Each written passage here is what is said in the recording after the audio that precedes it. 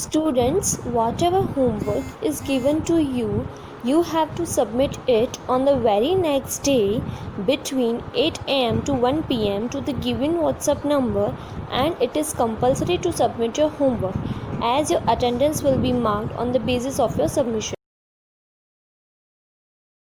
Hello everyone, this is Rajan Kumar with a new exercise, that is exercise 3.4 of chapter 3, playing with numbers of class 6 mathematics. Students, in previous lecture we have studied about the definition of common factors and common multiples.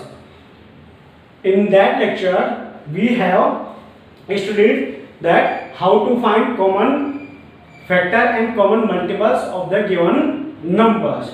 Now in today's lecture we will solve exercise 3.4 on the basis of common factor and common multiple. First of all we will solve question 1. In question 1 we have said that find the common factors of question A 20 and 28. Exercise 3.4 के question 1 में आपको common factors जो है find out करने हैं given numbers के। तो यहाँ पर क्वेश्चन ए में हमें 2 नंबर्स गिवन है और वे 20 एंड 28 हैं। अब 20 एंड 28 के फैक्टर्स फाइंड आउट करने के लिए हम क्या करेंगे?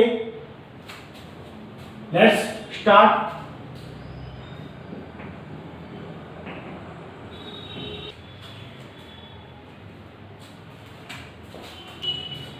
ट्वेंटी के फैक्टर्स फाइंड आउट करने के लिए हम 20 को एज ए प्रोडक्ट फॉर्म लिखेंगे और उनमें हम देखेंगे कि कौन कौन से नंबर्स हैं जिनका मल्टीप्लाई करने पर हमें 20 मिलता है। तो यहाँ पर 1 को 20 से मल्टीप्लाई करते हैं तो 20 हमें मिलता है। ये आप किसी भी नंबर के लिए कर सकते हैं इस तरह से।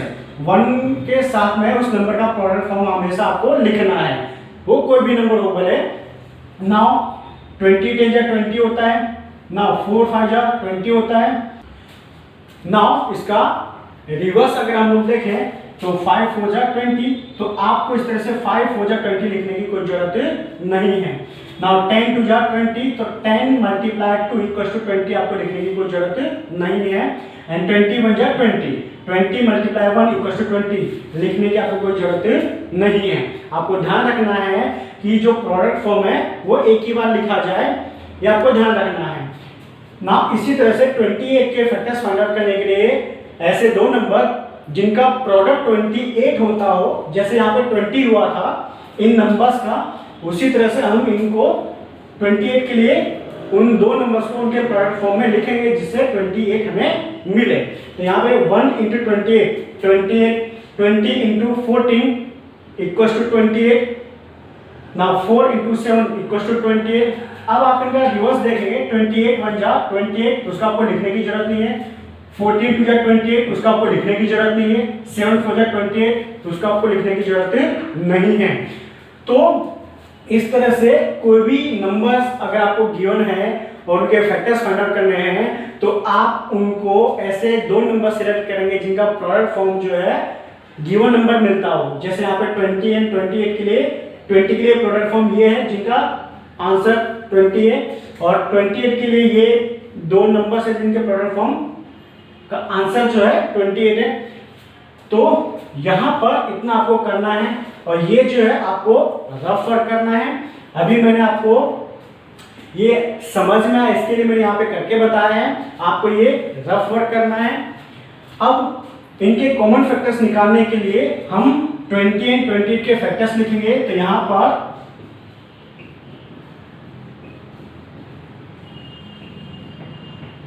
फैक्टर्स ऑफ 20 वो आप कैसे लिखेंगे? यहां से स्टार्ट करेंगे आप 1 2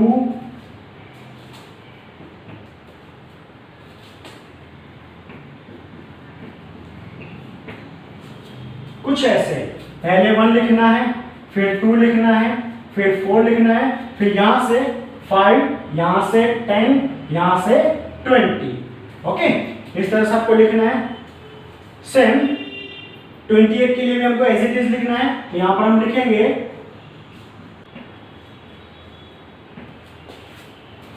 फैक्टर्स ऑफ 28, पहले 1, फिर 2, फिर 4, देन 7, देन 14 एंड लास्ट 28। इस तरह से आपको लिखना है। नाउ फॉर कॉमन फैक्टर, तो यहां पर हम लिखेंगे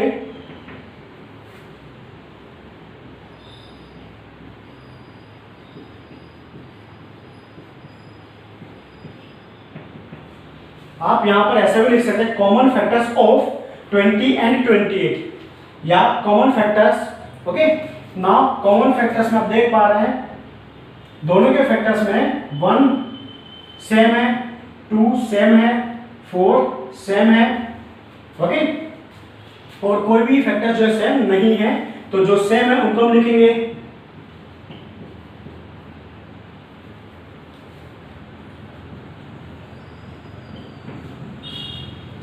1, 2 एंड 4। तो ये जो है 20 एंड 28 की क्या होंगे, कॉमन फैक्टर से होंगे।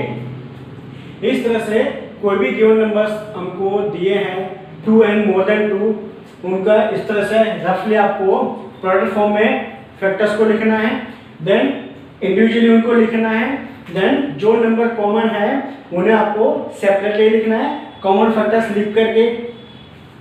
इस तरह से आपका सॉल्यूशन जो है होगा। Now we will solve question C. Question C में जो है हमें 2 नंबर्स गिवन है एज 35 एंड 50। तो इनके फैक्टर जो है, जैसे क्वेश्चन ए में हमने फैक्टर्स फाइंड आउट किए थे, कैसे इनके लिए ऐसे 2 नंबर्स जिनका प्रोडक्ट फॉर्म 35 या 50 होता हो, उनको लिख करके हमने शो किया था। तो यहाँ पर 35 के फैक्टर्स के लिए आप ऐसा भी कर सकते हैं, पहले 35 को लिखिए, इक्वल टू आपको लिखना है नाउ 1 इंटू 35, नाउ अगेन 35 आपको लिखना है।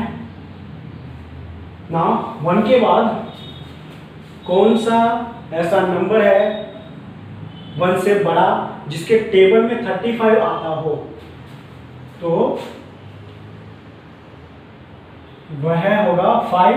नाउ 5 7 जा 35। ओके, नाउ इसके बाद 5 से ग्रेटर ऐसा कौन सा नंबर है जिसके टेबल में 35 आता है। यस, 7 5 to 35, बट उसको हम लोग लिख चुके हैं एज 5 into 7। तो 7 5 जा 35 लिखने की आपको कोई जरूरत नहीं है। नाउ अब 7 से ग्रेटर नंबर कौन है जिसके टेबल में 35 आता हो। यस, द नंबर इटसेल्फ 35 1 जा 35, बट यहाँ पर हम उसको 1 into 35 लिख चुके हैं, तो आपको 35 into 1 करके लिखने की कोई आवश्यकता नहीं है। तो यहाँ पर 1 35 5 7 ये वे नंबर्स हैं जिनको प्रोडक्ट फॉर्म में हम लिखे हैं, तो आंसर जो है 35 मिलता है ना। 50 के लिए 50 को हम लोग लिखेंगे सिंपली 50 इक्वल्स टू 1 into 50, ये हमें ऑलवेज लिखना है। Now again write down 50।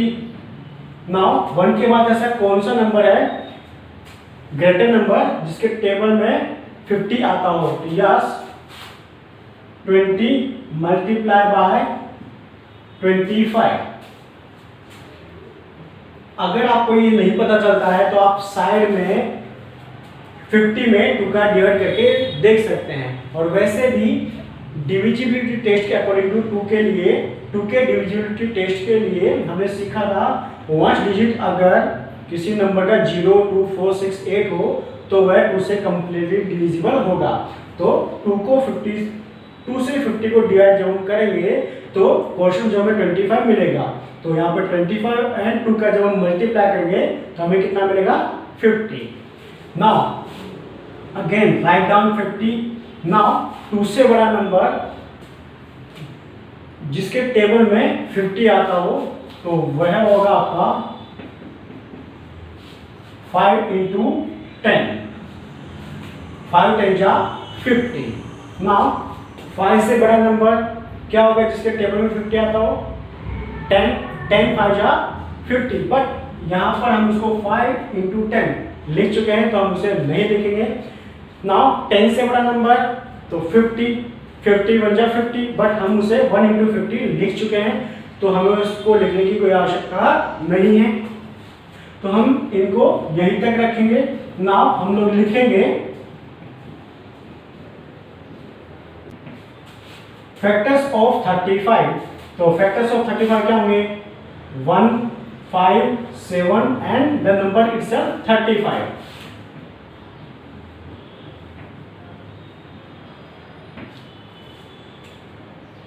For 50 we will write down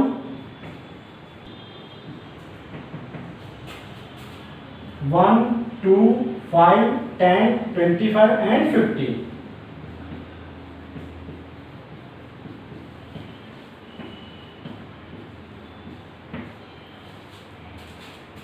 Now for common factors write down common factors के लिए हम जो नंबर हमारे पास हैं उनके जो फैक्टर्स हैं उनमें हम ऑब्जर्व करेंगे कौन से नंबर दोनों में हैं।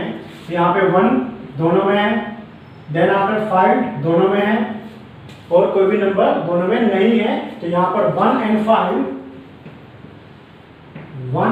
5 जो है आपके कॉमन फैक्टर्स होंगे किन नंबर्स के लिए? गिवन नंबर्स 35 एंड 50 के लिए। इसी तरह से आपको बाकी के सम्स जो है सोल्व कर लेने हैं और किन्हीं भी नंबर्स के फैक्टर्स फाइंड आउट करने हो तो आप इस मेथड से फाइंड आउट कर सकते हैं। Now we will solve question 2। In question 2 find the common factors of. Question 2 में जो है हमें गिवन नंबर्स जो है उनके कॉमन फैक्टर्स फाइंड आउट करने हैं। स्टूडेंट्स क्वेश्चन 1 में जो है हमें 2 नंबर्स गिवन थे और उनके कॉमन फैक्टर्स हमने फाइंड आउट किए थे, बट यहाँ पर जो है हमको मोर देन 2 मींस 3 नंबर्स हमें गिवन है और उनके कॉमन फैक्टर्स जो हमें फाइंड आउट करने हैं। तो इनके कॉमन फैक्टर्स के लिए भी हम लोग क्वेश्चन 1 में जो मेथड हमने यूज किया था उस मेथड का ही हमें यूज करना है। तो यहाँ पर फर्स्ट ऑफ ऑल 5 के फैक्टर्स के लिए मैं लिखूंगा इसे 1 × 5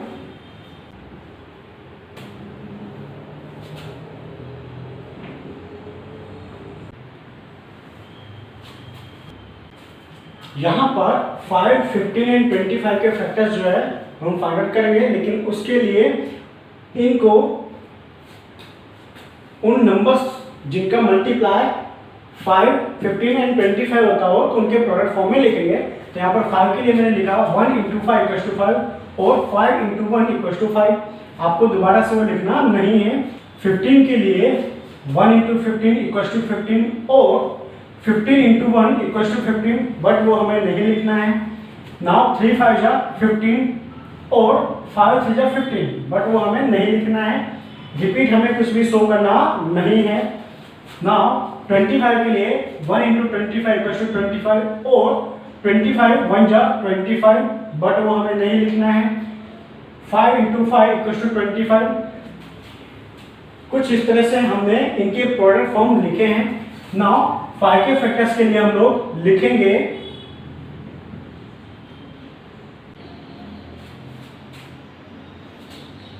1 and 5।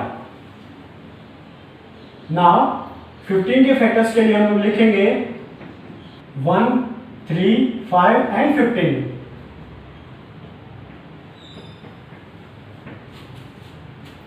नाउ 25 के फैक्टर्स के लिए हम लोग लिखेंगे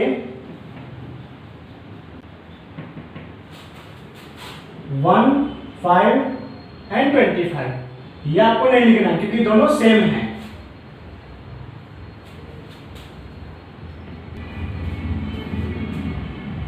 नाउ फॉर कॉमन फैक्टर्स हम उस नंबर को ऑब्जर्व करेंगे जो तीनों में हो। तो यहाँ पर 1 तीनों के फैक्टर्स में है, देन 5 तीनों के फैक्टर्स में है। तो हमारे कॉमन फैक्टर्स क्या होंगे? 1 and 5। तो इसे हम लिखकर बताएंगे कॉमन फैक्टर्स 1 and 5। तो इस तरह से कोई भी गिवन नंबर्स हो 3 और मोर देन 3 और 2, तो उनके कॉमन फैक्टर्स जो है आप इस तरह से निकाल सकते हैं। अगेन ये जो वर्क है आपको रफ करना है, ये ध्यान रखना है।